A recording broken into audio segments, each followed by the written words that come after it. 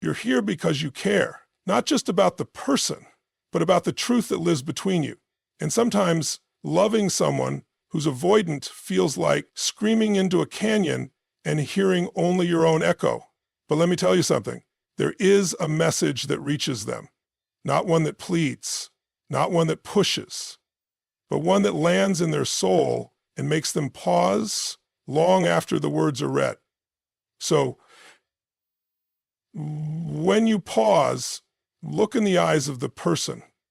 What you say to them makes them pause long after the words are read. Because avoidants, they don't hate intimacy. They're terrified of it. Why? Because intimacy exposes them. And to them, exposure feels like losing control. That loss of control feels like danger. So what do? They armor up. They distance. They retreat. And here's where most people fail. They chase, they blame, they beg, they try to force connection. But connection isn't built through force.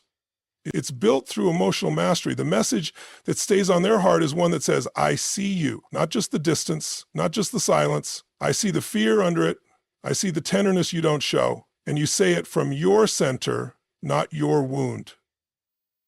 You want to know why that message matters? Because when you hold your ground, not with arrogance, but with calm certainty, you become unforgettable. You're not trying to get them anymore. You're revealing something true. And truth, when delivered without shame or demand, is magnetic. Say what's real. Say what's loving. But most of all, say what's free of outcome. That's the energy that stays with them. That's what their nervous system remembers. That's what the heart replays at 2 a.m. when everything else is quiet. Stop waiting for permission to express something divine. If it's in your heart, speak it. But speak it like someone who knows their worth, who doesn't need a reply to feel whole. Because the real message is not just about getting through to them. It's about becoming the kind of soul who speaks love with strength, compassion with clarity, and presence with power. And that, my friend, that is the message that echoes in an avoidance heart long after the world has gone silent.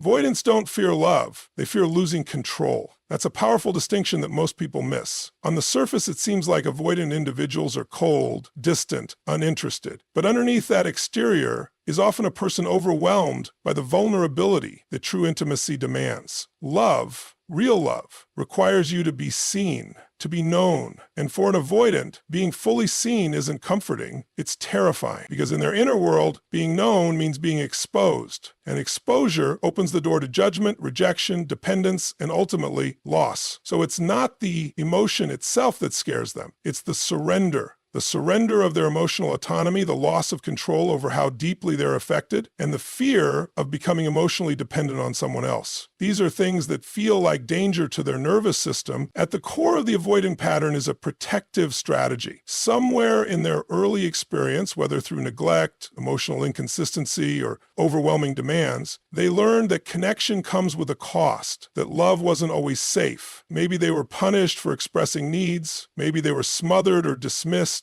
but the result was the same. They built internal systems that equate closeness with risk. And when they sense that risk, even subconsciously, they don't lean in, they pull away. This doesn't mean they don't want closeness. In fact, many avoidants crave deep connection more than they're willing to admit. But the moment things start to feel too real, too vulnerable, they revert to what they know: distance, distraction, or denial.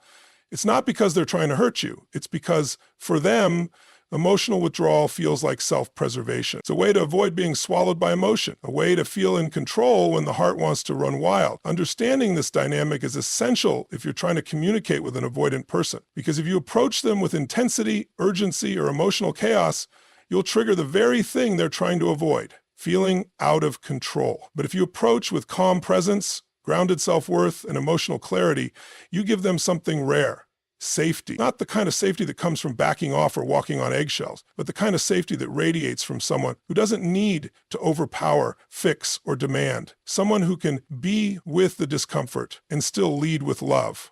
When you realize that what avoidants fear isn't you or even love itself, but the sense that they'll lose control of themselves within love, then everything changes. You stop trying to pull them closer through pressure. You start creating space through presence. You stop needing them to respond a certain way. And that shift, that's when your message begins to echo in their mind and carve its place into their heart. Because what they're really looking for isn't perfection, it's emotional equilibrium. They want to feel something real without feeling like they'll be consumed by it. What touches an avoidant isn't pressure, it's presence. This is a truth that changes the entire way we approach someone with avoidant tendencies. You see, avoidants are hypersensitive to any form of emotional pressure. The more they feel someone needing them, chasing them, or trying to get something from them emotionally, the more their defenses activate. It's not that they don't care, they do, often more than they show. But caring deeply threatens their internal sense of autonomy. So when they sense pressure, even if it's well-intentioned, they instinctively pull back to protect themselves from feeling overwhelmed or engulfed. The mistake most people make in relationships with avoidance is thinking that more effort, more communication, or more emotion will eventually break through. But avoidants don't respond to intensity, they respond to energy. And not just any energy, but a calm, steady, non-threatening energy that doesn't try to penetrate their walls with force, but simply remains. The most powerful way to connect with them isn't through chasing or pleading, it's through grounded emotional presence. It's the unshakable stillness in your energy that tells them, I'm here, and I'm not here to invade you. I'm here because I value connection, not control. Presence is nonverbal. It's the way you breathe when you're around them. It's the tone in your voice. It's the way your nervous system communicates calmness rather than anxiety. And for an avoidant, this kind of presence feels like oxygen. It doesn't demand anything. It doesn't suffocate. It simply allows space. And within that space, trust can begin to grow. When someone feels emotionally safe, when they sense that they won't be pushed or manipulated, their natural defenses soften, not because they're forced to change, but because their nervous system no longer feels threatened. This is why presence is so powerful. It doesn't seek immediate gratification. It's not trying to get something out of the other person. It respects timing, it respects boundaries, and it communicates, you are free to be exactly where you are right now, and I'm still choosing to show up. That level of inner security is rare. Most people are reactive. Most people project their unmet needs onto others. But when you've done your emotional work, when you've reclaimed your own center, you become the kind of person who isn't disturbed by someone else's fear. Avoidants don't need you to fix them. They don't need you to rescue them. They need to feel your grounded, patient, steady presence. They need to know that your love isn't a cage, that your care isn't a trap. And when you can embody that, not perform it, but embody it, you become unforgettable to them, because while they've learned to fear closeness, what they've secretly longed for is someone whose energy says, you don't have to run from me, because I'm not here to take anything. I'm here to meet you where you are. That is the true power of presence. The right message doesn't chase, it invites. This single shift in energy transforms how communication is received by an avoidant. Chasing implies urgency, demand, and emotional pursuit. That doesn't make good progress. Chasing is about time and emotion and persistence. And it carries the weight of expectation. And for someone with avoidant tendencies, that energy feels like pressure. And pressure leads to withdrawal. Avoidants have learned, often from early life experiences, that when someone needs too much from them emotionally, it becomes suffocating. Their nervous system associates emotional pursuit with losing personal freedom. So when a message comes through with chasing energy, no matter how loving the intention, it's likely to trigger defense rather than connection. But when a message is rooted in invitation, it carries a different frequency. It says, you're welcome here if you choose to step forward. There's no control, there's no force, there's simply presence and clarity. An inviting message respects the autonomy of the other person. It allows space for their experience, their fear, their hesitation. It doesn't try to convince. It doesn't try to sell love like a product. It simply reveals love and lets the other person move toward it at their own pace. That is powerful, because avoidants are often used to people trying to fix them, change them, or make them open up before they're ready.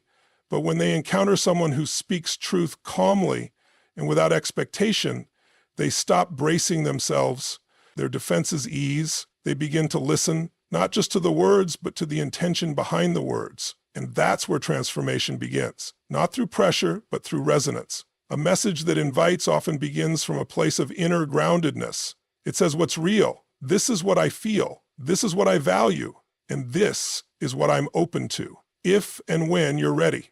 It doesn't demand a reaction. It doesn't bait them into responding. It's not playing games or creating anxiety to get attention. It's rooted in emotional maturity. And that's what speaks most deeply to someone who's always felt safer when emotionally distant. The beauty of invitation is that it aligns with free will. It honors the other person's path without abandoning your own. When you invite, you communicate with openness, but also boundaries. You express your heart, but you're not giving it away to be accepted or rejected. You're standing in your truth. And that strength, that peace, is magnetic. It touches the avoidant because it doesn't threaten them. It doesn't ask them to become someone they're not. It simply offers something real and gives them the dignity to move toward it on their own terms. This kind of message, the one that doesn't chase but invites, stays with them.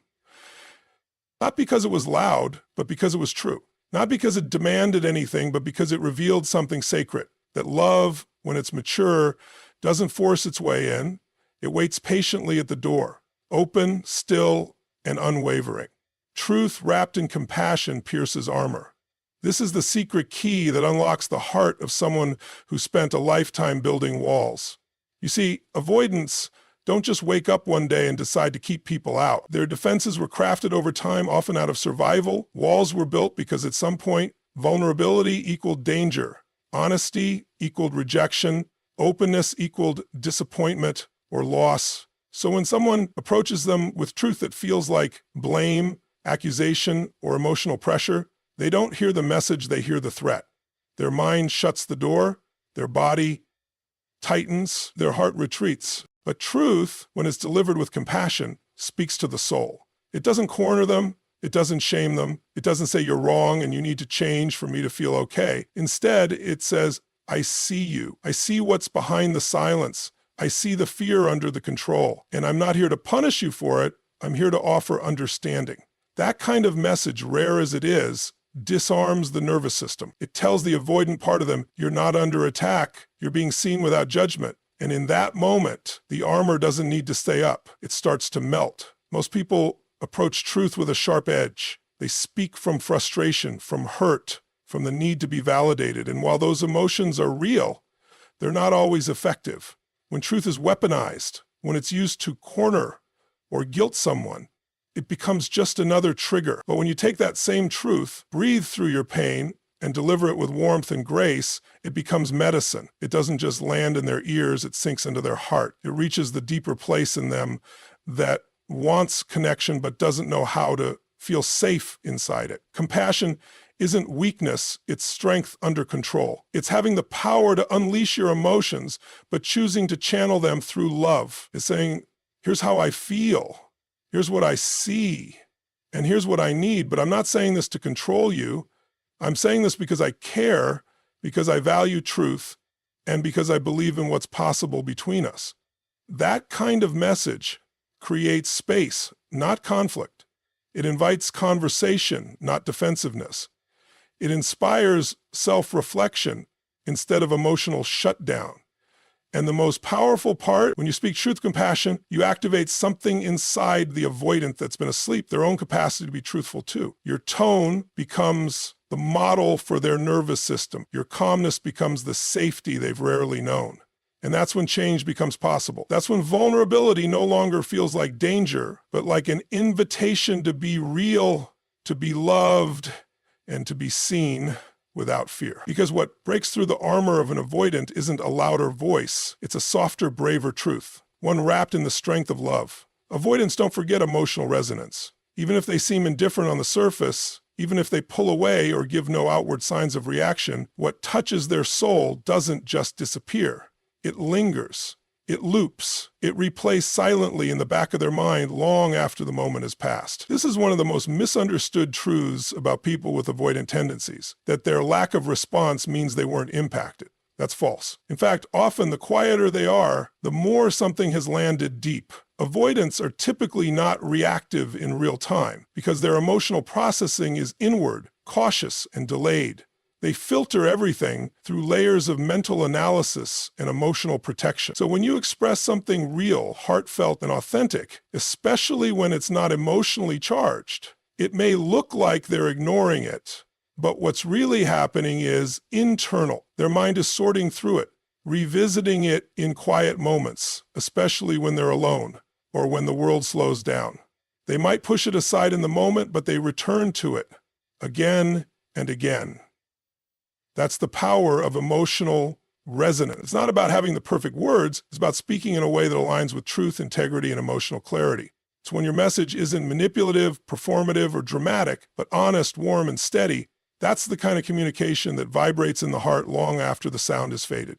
And for someone who's used to hearing criticism, guilt, or emotional neediness, that kind of message is unforgettable because it doesn't match their emotional blueprint. It stands out. It makes them pause. It reaches beneath the surface and touches the part of them that still wants connection, even if they don't know how to ask for it. Emotional resonance happens when your energy is clear, when your words reflect your inner strength, when you're not trying to control the outcome, but are simply expressing what is true for you.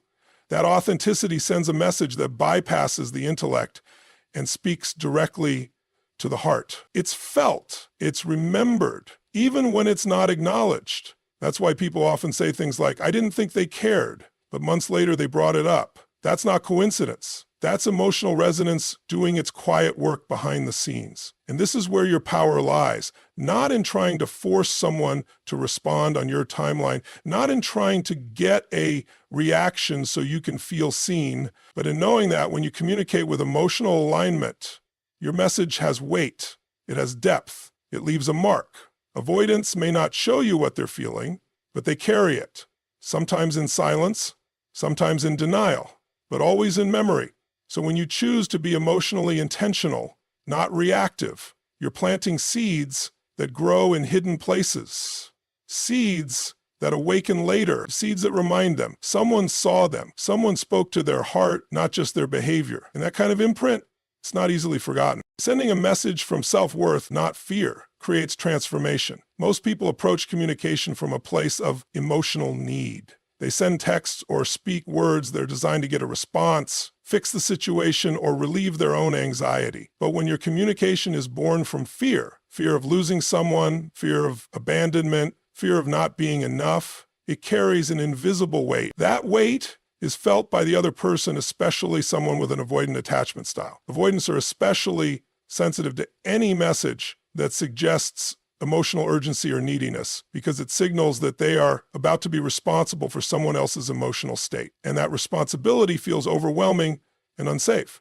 But when your message comes from self-worth, everything changes. You're no longer trying to get something. You're offering something. You're not seeking validation. You're standing in your truth. You're not asking someone to make you feel whole. You're expressing from a place of wholeness. This is the difference between reaction and response, between desperation and clarity. And this is the exact energetic shift that avoidants respond to most deeply, not in the moment, but over time. Because they're not repelled by truth. They're repelled by pressure. They're not immune to love. They're allergic to dependency disguised as love. When you know your worth, you don't need someone to answer immediately. You don't need to follow up with a second message or twist your words to be more likable. You say what's real and you allow it to stand on its own. That kind of emotional maturity is powerful. It's rare and it commands respect. It tells the avoidant, I care about you, but I care about me too. I'm not here to be rescued and I'm not here to chase you. I'm here to share something from my heart, and I trust that if it's meant for you, you'll receive it in your time. This kind of message doesn't cling. It doesn't beg. It doesn't play games. It leads with dignity. And ironically, it's this very energy of emotional non-attachment that creates the most profound impact because the avoidant isn't used to it. They're used to people reacting to their withdrawal with anxiety. But when someone responds with grace, patience, and self-honor, it causes a pause. It shifts the dynamic from fear-based to power-based. It removes the emotional demand and replaces it with inner peace. And let's be clear, self-worth doesn't mean being cold. It doesn't mean shutting down or pretending not to care.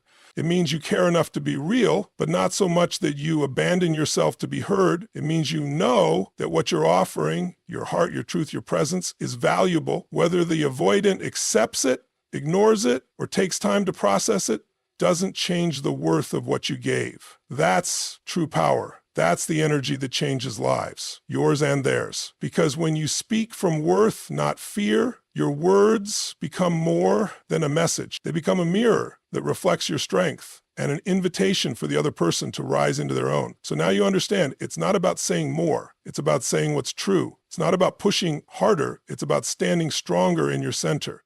Because the moment you stop chasing and start choosing yourself, everything changes. The message that stays on an avoidant's heart isn't loud. It's aligned. It's spoken from stillness, not chaos, from love, not lack, from truth, not fear. And when you deliver that kind of message, when you embody that level of presence, you become unforgettable. Not because of what you want from them, but because of what you reflect back to them. Safety, self-respect, and soul-level clarity. They may not respond in the way you hope. They may not show it right away, but make no mistake, your energy, your words, your truth, it stays with them. It echoes. It lingers. It rewrites the emotional code they've been operating on. You might not see it now, but trust me, they remember. So stop trying to force a door open. Become the door. Stop waiting to be chosen. Choose you. And from that place, speak. Speak love. Speak boundaries. Speak truth. And know this. If it's said from alignment, it already did its work. The message landed. The seed was planted. And whether or not it blooms in their world, it already blossomed in yours. Thank you for showing up with courage. Thank you for doing the deep inner work most people run from. And thank you for choosing to be the kind of person who doesn't beg for connection, but embodies it. You're not here to chase love. You're here to become the kind of soul that love can't forget. Stay grounded. Stay honest. Stay powerful. You've already delivered the message. Now let it echo. Thank you. Keep rising. Keep leading. Keep loving like a force of nature.